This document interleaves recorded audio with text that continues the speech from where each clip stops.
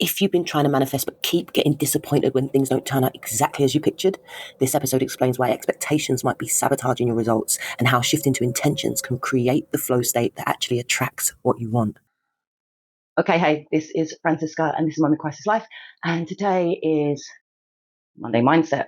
So yesterday I was talking about this idea, this difference between intention and expectation, and I think that this is something that a lot of people talk about when they're talking about manifesting, that you have to manifest using an intention rather than an expectation, but I think people really struggle to understand what that means, because really both things are perceived as being similar, because both are about the future. Both are about a future in which we get what it is that we desire, right? But there are really some fundamental differences between placing an intention and placing an expectation, right? Expectation. When we talk about expectation, it's about this kind of idea of what should happen, what we perceive should be the outcome.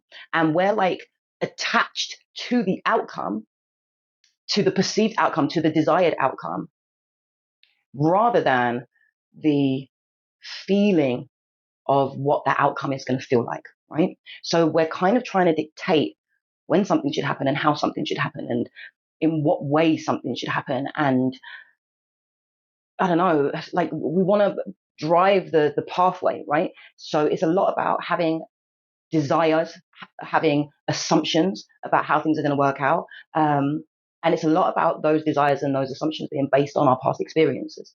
So how things have gone previously, how we're used to life panning out for us, what type of person we have seen ourselves be, what it is that we believe that we should deserve, right? All of those things are going to affect our expectation of how something's going to turn out, right? And the idea that we would pair that with an assumption of knowing how things are going to go is insane, because even if you could guess the future somewhat accurately, right? Scratch that. Even if you were to make 1,000 guesses about what is going to happen in the next week, there is not even a chance in hell that you would be able to make anything close to an exact guess, an exact assumption, right, of what it is that's going to happen in the next few days. The assumptions are based on the past, right?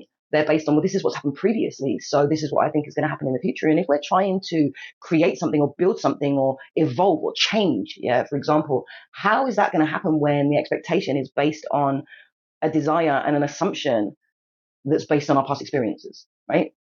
Whereas when you think about intention is more of like a direction of energy. It's more as saying we are going to place our energy into this future place because this is how we want to be, this is how we want to feel in that place. It's more about understanding the aim and the purpose behind our actions, right? And releasing how it plays out.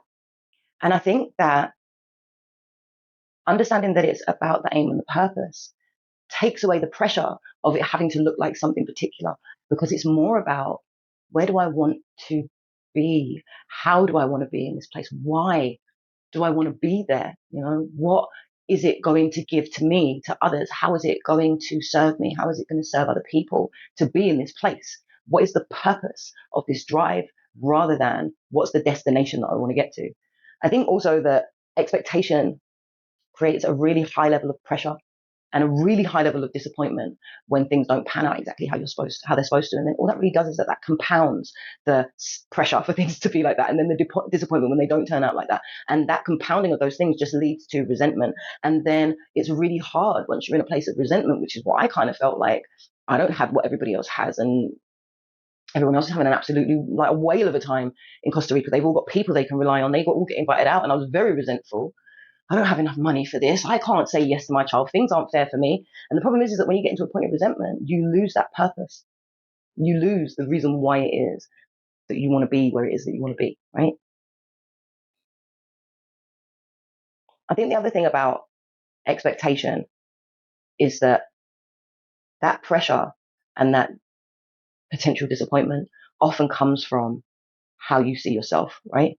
So if you see yourself as someone who never gets picked, and that's what you believe, and that's the assumption that you have of the future based on your past experiences, then the likelihood is that you're going to position yourself to not get picked. You're not going to look someone dead in the eye. You're not going to turn up on time. You're not going to give it your all, because you're just going to feel like, well, That's just who I am. That's the type of person I am. That's the life that I lead. And then that just gives you more disappointment, more pressure to be better, even though you feel like it's not going to happen, and then more resentment when things don't work out, right?